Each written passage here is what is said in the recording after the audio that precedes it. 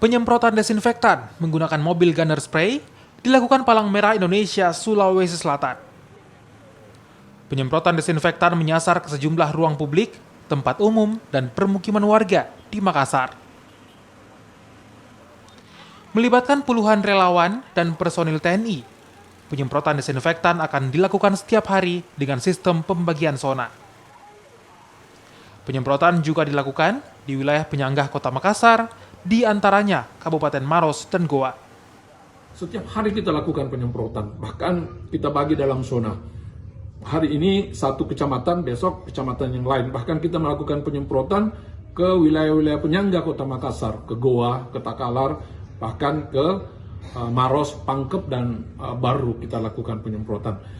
Hanya pada kondisi hujan saja kita tidak melakukan penyemprotan, dan kita kasih jeda 2 hari untuk melakukan pencampuran disinfektan, Wipol, kemudian campuran lain yang sudah ditentukan takarannya.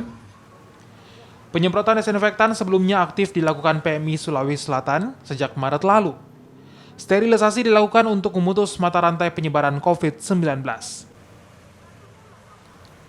Arif Tirtana, Kompas TV, Makassar.